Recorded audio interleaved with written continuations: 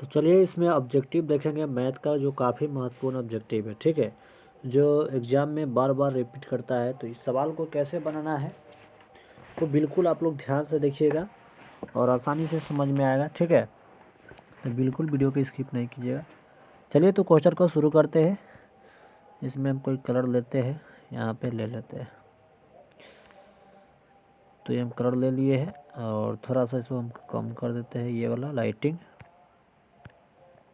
तो next page हम लेते हैं। देखिए इस सवाल को बनाने के लिए सिंपल तरीका क्या है, आपसे क्वेश्चन में बोला गया है कि निम्नलिखित में कौन सा केंद्रीय प्रवृत्ति के माप नहीं है। देखिए केंद्रीय प्रवृत्ति के माप हमारा सिर्फ इसमें उत्तर की बात करें तो मानक विचलन नहीं है, ठीक है, इसका उत्तर राइट हो जाएगा। मानक विचलन इसका उत्तर राइट हो जाएगा, ठीक है ना। तो इसका उत्तर क्या आ जाएगा, मानक विचलन। अब क्वेश्चन में बोला गया है, कलर आपको नहीं दिख रहा होगा, ये कलर लेते हैं, ये आपको दिख रहा होगा। इस क्वेश्चन में बोला गया है यहाँ पर कि प्रेक्षण 14, 15 इतना का बहुलक है। बहुलक निकालना एकदम सिंपल तरीका है, जो इसमें ज़्यादा बेर रिपीट संख्या होगा वो आपका बहुलक होगा। तो देखिए इसमें कौन सा संख्या रिपीट कर रहा है ज़्यादा। 14 देख रहे हैं तो 14 यहाँ पे एक बेर है, यहाँ पे एक बेर 14 है और नहीं है 14। लेकिन 15 देखा जाए तो यहाँ पे भी 15 है, यहाँ पे भी 15 है और यहाँ पर भी 15 है, ठीक है। 16 इसमें नहीं है, तो इसका उत्तर की बात करें तो 15 हो जाएगा, है ना। कि 15 इसमें 3 जगह रिपीट किया हुआ है, लेकिन 16 इसमें एक ही है, 13 नहीं है, 13 दो ही बेर है, 3 बेर नहीं है, और 14 इसमें सिर्फ एक 2 बेर है, 3 बेर 14 है ही नहीं। तो इसका उत्तर क्या हो जाएगा, 15 हो जाएगा। तो ऑप्शन नंबर सी इसका राइट सही हो जाएगा, ठीक है। अगला सवाल है, और हाँ वीडियो आप लोग पॉज करके खुद से पहले बनाने की कोशिश कीजिएगा, उसके बाद आप उत्तर को देखेंगे, ठीक है ना। चलिए बोला गया इसमें कि प्रथम 5 प्राकृत संख्या का माध्य क्या है। तो देखिए प्रथम 5 प्राकृत संख्या के बोले जब भी आपसे क्वेश्चन में, तो आपको सिंपल सा तरीका क्या करना है, यहाँ पे n इंटू एन प्लस 1 वाला लगा दीजिए formula, n into N plus 1 और बटा 2, ये फार्मूला आप लोग जानते होइएगा। तो n के मान कितना बोला है, प्रथम 5 प्राकृत संख्या 5 बोला है, तो n की जगह पे 5 रख दीजिए। नेक्स्ट पेज हम लेते हैं, ठीक है, n की जगह पे हम 5 रख दिए, है ना। कलर दूसरा लेते हैं, यहाँ पर ये कलर लेते हैं, ये भी कलर सही नहीं है, वाइट लेते हैं, वाइट भी नहीं सही है, तो ये कलर लेते हैं। चलिए यहाँ पे ध्यान से देखिएगा, देखिए n इंटू एन प्लस 1 है ना, तो n की जगह पे आप 5 रख दीजिए, यहाँ पे भी n की जगह पे 5 रख दीजिए, अब प्लस 1 कर दीजिए, बटा 2 जोड़ दीजिए, तो 5 हो जाएगा और आपको यहाँ पे 6 हो जाएगा, ठीक है। 2 से भाग करिएगा तो 23 6 यानी 5 थी 15 आ रहा है। देखिए ऑप्शन में है या नहीं, तो यहाँ पे ऑप्शन में नहीं है आपका, है ना। तो देखिए इसकी माद अब कैसे निकलेगा, इस तरह कैसे नहीं आया, तो ध्यान से देखिएगा। हम इसको हटाते हैं, प्रथम 5 प्राकृत संख्या का माद पूछा गया है, तो प्रथम 5 प्राकृत संख्या का माद जो होगा, ध्यान से देखिएगा, फार्मूला गलती लगा दिए थे, फार्मूला होता है n+1/2, ठीक है। प्रथम 5 प्राकृत संख्या का माद का n+1/2 होता है, तो 5 बोला है तो 5 रख दीजिए, प्लस के 1 कर दीजिए और बटा के 2, है ना। तो कितना हो जाएगा, तो 6 हो जाएगा, 6 के 2 से भाग कर दिए, 2 3 6, इसका उत्तर हो जाएगा 3। ऑप्शन नंबर 20 का राइट सही हो जाएगा। इससे पहले जो फार्मूला लगाए थे वो योग के लगा दिए थे, है ना, सिर्फ योग निकालने वाला, तो ये इसका उत्तर हो जाएगा, ऑप्शन नंबर बी राइट सही हो जाएगा। अब इस सवाल को देखिएगा, बोला है कि माध्यिका क्या होगा, तो चलिए इसको भी चेक करते हैं, माध्यिका क्या होगा। 8 12 है ना, 8 12 को, तो देखिए माध्यिका निकालने के लिए सबसे पहले आपको आरोही क्रम में या अवरोही क्रम में सजाना पड़ता है। तो देखिए सबसे पहले इसमें सबसे छोटा संख्या कौन सा है, चेक करिए में छोटा संख्या कौन दिख रहा है आपको सबसे, तो इसमें 6 है इसका, और उसके बाद इससे छोटा कौन है, इससे बड़ा कौन है, 7 है, और 7 से बड़ा 8 है, यानी 7 है और 8 है ना। 8 के बाद इसमें 9 है क्या, नहीं है, 10 से नहीं है, 10 भी नहीं है, 11 नहीं है, तो 12 तो है, तो 12 लिखिए, 13 भी है, 13 भी लिखिए, 13 के बाद क्या 14 है? हाँ 14 भी है। और 14 के बाद और कोई संख्या है? हाँ बिल्कुल 15 है। 15 हो गया। और इसमें और कोई संख्या तो नहीं है। तो चेक करिए इसमें कितना संख्या काउंट करने पर पूर रहा है। तो देखिए इसमें काउंट करने पर आपको कितना संख्या पूर रहा है? 1 2 3 4 5 6 7 संख्या पूर रहा है। 7 को पूर रहा है तो 3 साइड से छांट दीजिए।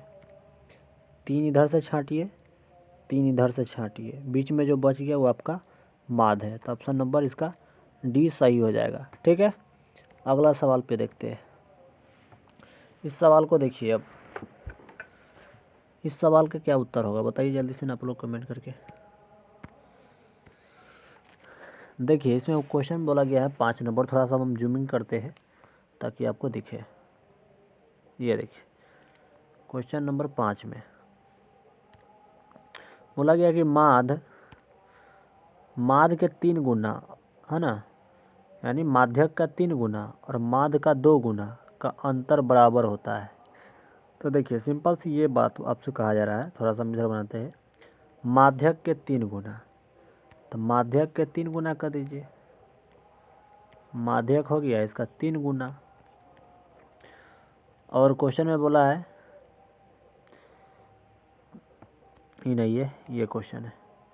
और माध्य का 2 गुना का अंतर, तो अंतर बोला तो अंतर के, और माध्य के 2 गुना, तो माध्य के 2 गुना का अंतर कर दिए। तो इसका दोनों के बराबर में क्या होता है? तो बहुलक होता है। इसका उत्तर क्या हो जाएगा? बहुलक। बहुलक इसका राइट उत्तर सही हो जाएगा। ठीक है, तो ऑप्शन नंबर कौन हो जाएगा? सी राइट सही हो जाएगा। ठीक है, चलिए अगला सवाल बोला ए भुजा वाले समबाहु त्रिभुज का क्षेत्रफल होगा। समबाहु त्रिभुज का क्षेत्रफल आपको फार्मूला पूछा है, तो ऑप्शन नंबर सी इसका राइट सही हो जाएगा, फार्मूला है। अब देखिए 7 नंबर सवाल को। 7 नंबर सवाल बड़ा ही अच्छा सवाल है। थोड़ा सा जूम करते हैं। अब इस सवाल में क्या कहा गया है देखिए। इसमें बोला कि यदि वृत्त की परिधि और वर्ग का परिमाप दोनों 88 सेमी है के बराबर हो, है ना, तो उसका क्या होगा। तो देखिए जब भी ऐसा सवाल आए ना, और तो आपसे बोला जाए इस तरह, यहाँ पे कोई डाटा दिया जाए, डाटा से कोई लेना देना नहीं रहेगा आपको। ठीक है, देखिए सिंपल तरीका क्या है इसमें। आपको क्वेश्चन में बोला है वृत्त, वृत्त बोला है सर्कल, है ना, सर्कल बोला। और उसके बाद क्या बोला है आपसे? वर्ग बोला है। तो वर्ग तो ऐसा होता है। ठीक है ना। देखिए इसमें क्या करना है, जब भी इस तरह की वृत्त आ जाए और वृत्त के बाद और कोई भी आकृति आ जाए, तो हमेशा वृत्त जो होगा ना, इधर वाला जो भी वृत्त हमेशा कोई भी आकृति से बड़ा होगा। ठीक है, तो इसका उत्तर क्या आ जाएगा? वृत्त का आकृति जो यानी वर्ग से बड़ा होगा। तो ऑप्शन नंबर सी इसका राइट सही होगा। क्यों बड़ा होगा? क्योंकि इसका क्षेत्रफल निकालना है, तो क्षेत्रफल बड़ा होता है, तो इसका ये सिंबल लगाइएगा, यानी वर्ग छोटा हो जाएगा। ठीक है ना। आकृति में जैसे आयत भी दे देगा और वृत्त दे दिया, तो इसमें हमेशा वृत्त बड़ा होगा। अगर यह समचतुर्भुज दिया, इस टाइप का कोई भी दे दिया आपको आकृति, तो आपको यहाँ पे वृत्त ही बड़ा होगा। ये बात ध्यान रखिएगा। चलिए, तो इसका उत्तर क्या हो जाएगा? सी राइट हो जाएगा, एकदम डायरेक्ट इसका उत्तर। हालांकि इसको बनाएगा तो बहुत लंबा चौड़ा बनेगा, तो चलिए हम इसको आपको ये इस तरह से बता दिए। चलिए अगला सवाल को देखते हैं। यदि किसी घन का प्रत्येक किनारा ए इकाई हो तो उसका विकर्ण होगा। देखिए घन का विकर्ण आपसे पूछा जा रहा था। घन का विकर्ण का फॉर्मूला क्या होता है बताइए जल्दी से? भुजा गुने √3 होता है। तो ऑप्शन नंबर ए इसका राइट सही हो जाएगा। ए का मतलब क्या होता है? भुजा। अगला सवाल बोला है त्रिज्या r तथा ऊंचाई h वाले लंबे वृत्त शंकु का आयतन होगा। शंकु का आयतन का फॉर्मूला क्या होता है जल्दी से बताइए? तो 1/3 πr² h। Option number A B हो जाएगा राइट उत्तर। ठीक है, अगला सवाल को देखिए। इस सवाल में बोला गया है यदि 2 वृत्त के क्षेत्रफल के अनुपात 4:25 है तो उनकी त्रिज्या का अनुपात होगा। एकदम सिंपल क्वेश्चन है। जब भी क्वेश्चन में क्षेत्रफल के अनुपात दिया जाए और त्रिज्या का अनुपात पूछा जाए या परिधि का, तो इसका सिंपल सी इसका वर्ग निकाल दीजिए।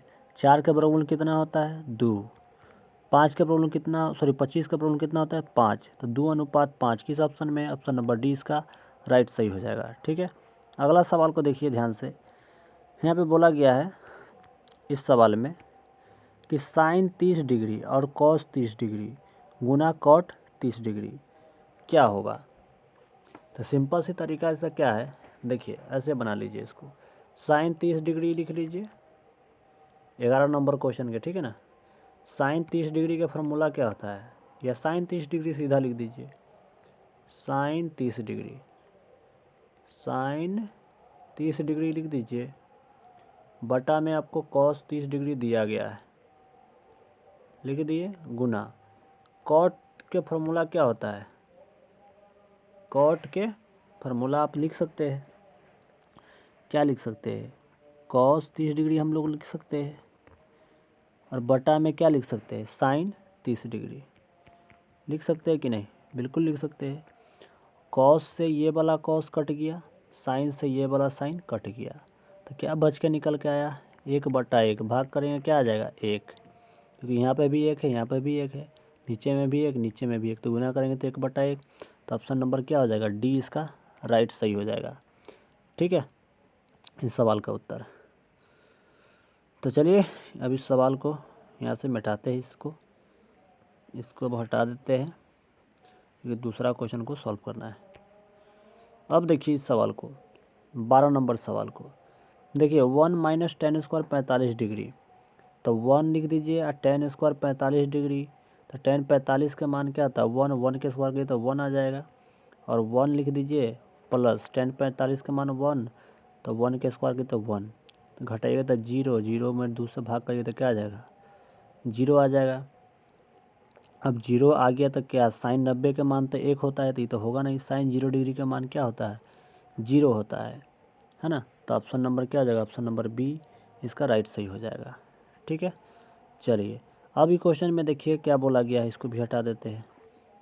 इस क्वेश्चन में आपसे क्या बोला गया है, देखिए ध्यान से। बोला है कि बिंदु किस पाद में स्थित है, तो देखिए बताइए 7 है और कोमा 10 है, किस में जाएगा। तो आप देखिएगा तो यहाँ पर इस तरह के, तो प्लस प्लस में जाएगा, यहाँ पे माइनस माइनस होता है, माइनस माइनस। तो बताइए किस में जाएगा, तो प्रथम पाद में जाएगा। तो ऑप्शन नंबर किस में है, ऑप्शन नंबर ए इसका राइट सही हो जाएगा। अगला सवाल को देखिए, अगला क्वेश्चन पे आते हैं, ये क्वेश्चन। अब देखिए इस सवाल को बनाने के लिए थोड़ा सा जूमिंग कर देते हैं ताकि आप समझिएगा। इस सवाल में क्या बोला गया है, देखिए ध्यान से। बोला है tan 45 डिग्री और अनुपात tan 60 डिग्री। देखिए tan 45 के मान क्या होता है, तो tan 45 के मान आपको पता होना चाहिए, tan 45 का मान 1 होता है, और क्वेश्चन में बोला गया है tan 60 डिग्री, tan 60 डिग्री का मान कितना होता है, √3। तो देखिए इस तरह के ऑप्शन किस ऑप्शन में है, तो ऑप्शन नंबर सी इसका राइट सही हो जाएगा। बोला है एक अक्ष पर किसी बिंदु के निर्देशांक के रूप होगा। देखिए एक अक्ष पर जब भी पूछे, एक अक्ष पर बोला है तो आपको देखिए x तो होगा ही, y 0 होगा, तो इसका क्या हो जाएगा, x, 0। तो किस ऑप्शन में है, तो ऑप्शन नंबर ए इसका राइट सही हो जाएगा। अगर इसी क्वेश्चन में बोलता कि y अक्ष पर क्या होगा, y अक्ष पर बोलता तो क्या बोलते, तो देखिए x, यानी x पे 0 होता और y होबे करता, इस तरह का होता। अगर y अक्ष पे बोलता तो इसका उत्तर ये होता। अगर x अक्ष पे अभी क्वेश्चन में बोला है तो इसका उत्तर क्या हो जाएगा, ए, यानी ए नंबर इसका उत्तर राइट सही है। अब बोला है क्वेश्चन में कि एक छड़ की लंबाई और उसकी छाया का अनुपात इतना दिया है, तो सूर्य का उन्नयन कोण है। देखिए एक छड़ की लंबाई दिया है और उसकी छाया का अनुपात दिया है, तो पहले छड़ बोला है तो छड़ तो लंबा होता है, खड़ा होता है, तो एक छड़ बनाइए, एक फिगर बनाइए यहाँ पर ही। देखिए छड़ बोला है पहले, तो छड़ बना दिए, और उसके बाद क्या बोला है, देखिए उसके बाद बोला है उसकी छाया के अनुपात। छाया कहाँ होता है, नीचे होता है, ये उसकी छाया है। ये वाला एंगल मिल जाएगा यहाँ पर, या करके मिल गया। ये वाला 1 दिया है, छड़ है, और ये वाला इसका अनुपात दिया है √3। ठीक है, आप यहाँ पे कुछ मान सकते हैं, कोई दिक्कत नहीं, मान लीजिए यहाँ पर। अब किस में जाएगा, तो tan में जाएगा, tan थीटा 1/√3 डायरेक्ट लिख दीजिए। ठीक है, tan कितना डिग्री का मान 1/√3 होता है, तो आपको मालूम होना चाहिए, tan आपको 30 डिग्री के मान होता है ना। तो किस ऑप्शन में है देखिए ध्यान से, तो ऑप्शन नंबर इसका ए राइट हो जाएगा। ठीक है, ऑब्जेक्टिव के लिए किसी तरह भी बना सकते हैं, सब्जेक्टिव के लिए आपको सही से बनाना पड़ेगा, है ना। तो ऑब्जेक्टिव के लिए आप किसी भी तरह बनाइए, कोई दिक्कत नहीं। ऑप्शन नंबर ए इसका राइट सही होगा। ठीक है, चलिए अगला सवाल को देख लीजिए। बोला है मूल बिंदु से बिंदु r माइनस एक्स वाई की दूरी होगा। मूल बिंदु से दूरी पूछ रहा है, तो ये दूरी सूत्र पूछ रहा है आपसे, तो ऑप्शन नंबर किस में है, तो ऑप्शन नंबर अगर देखा जाए तो ऑप्शन नंबर ए इसका राइट सही हो जाएगा, है ना। चलिए अगला सवाल को देखिए ध्यान से। ये सवाल को बोला है बिंदु पी कोमा इतना के बीच की दूरी होगा। अब बीच की दूरी निकालने के लिए सिंपल तरीका क्या है, तो देखिए इसका बीच की दूरी निकालते हैं। चलिए बीच की दूरी कैसे निकालेगा, तो देखिए बीच की दूरी निकालने का फार्मूला ये होता है, बीच की दूरी निकालने के फार्मूला ये होता है x2 माइनस x1 के होल स्क्वायर अब प्लस y2 माइनस y1 के होल स्क्वायर, यही फार्मूला है। तो देखिए ये पहला वाला जो है हमारा x के मान है, दूसरा वाला इसमें पहला वाला x के मान है, ये वाला y के मान है, यानी पहला वाला x1 है, दूसरा वाला y1 है। तो चलिए यहाँ पर रख देते हैं, तो क्या हो जाएगा x2 के मान क्या रखेंगे, x2 के मान यहाँ पे 8 है, y2 के मान 11 है, तो 8 के स्क्वायर 64 डायरेक्ट लिख देते हैं, माइनस x1 के मान कितना है 5 के स्क्वायर 25 कर दीजिए डायरेक्ट एकदम, स्क्वायर लगा दीजिए प्लस कर दीजिए, y2 के मान रख दीजिए, y2 के मान कितना हो जाएगा 11, 11 के स्क्वायर कितना हो जाएगा 121, 121 कर दीजिए माइनस, अरे स्क्वायर नहीं होगा मिस्टेक है, रुक जाइए मिस्टेक हो गया, यहाँ y2 ना होगा, स्क्वायर कैसे हो जाएगा।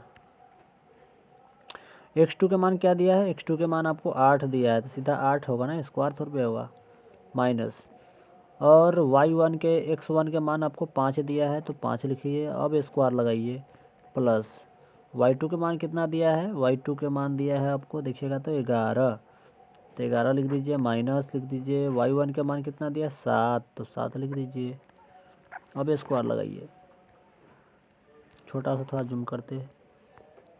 अब देखिएगा ध्यान से यहाँ पर ही, अरे इसको हटा देते हैं,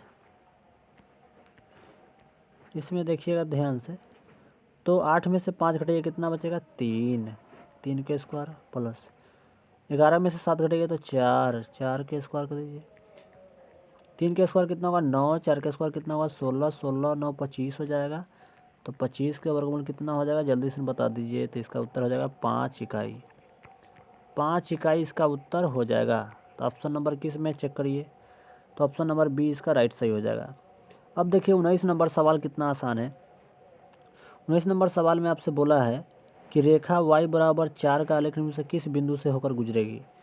देखिए y बराबर आपको 4 दिया है, तो बोला है किस बिंदु से होकर गुजरेगी, है ना। तो इसको ध्यान से देखिए, आपको मालूम होना चाहिए ये वाला होता है x, ये वाला होता है y, ठीक है। तो यहाँ पे देखिए y के जगह पे आपको क्या दिया है 4, x की मान आपको नहीं दिया है, लेकिन y के मान आपको दिया है 4, तो 4 लिखिए। आप चेक करिए ऑप्शन में क्या 4 कौन, यानी 4 जो है y के मान है या नहीं, तो चलिए चेक करते हैं। तो देखिए y के मान 4 होना चाहिए, तो देखिए यहाँ पे y के मान 2 दिया है, तो ये तो होगा नहीं, काट दीजिए। यहाँ पे देखिए y के मान 4 दिया है, तो ये तो बिल्कुल होगा, क्योंकि यहाँ पे y के मान 0 दिया है, 4 नहीं दिया है, तो ये वाला गलत हो जाएगा, ऑप्शन नंबर डी गलत हो जाएगा, ऑप्शन नंबर बी इसका राइट से हो जाएगा, यानी x का मान आपका 2 हो जाएगा। समझ गए, तो इस प्रकार इसका उत्तर ऑप्शन नंबर बी राइट है। अब क्वेश्चन में बोला है मूल बिंदु के निर्देशांक है। मूल बिंदु के निर्देशांक का मतलब क्या, यानी यहाँ से जो गाड़ी चलेगी 0,0, है ना, तो ऑप्शन नंबर क्या हो जाएगा ए राइट उत्तर हो जाएगा। ठीक है, इसका निम्नलिखित में कौन सी सबसे छोटी प्राकृत संख्या है। हाँ, सबसे प्राकृत छोटी संख्या कौन सा होता है, तो ऑप्शन नंबर सी इसका राइट होगा। प्राकृत संख्या एक से ही तो स्टार्ट होती है, तो ऑप्शन नंबर सी इसका राइट हो जाएगा। निम्नलिखित में कौन सी परिमेय संख्या है, परिमेय संख्या पूछा गया है, कौन सी संख्या परिमेय है, तो देखिए यानी 25 का वर्गमूल निकल जाएगा तो ऑप्शन नंबर ए इसका राइट सही हो जाएगा, बाकी बात सब गलत है, आप चेक कर सकते हैं।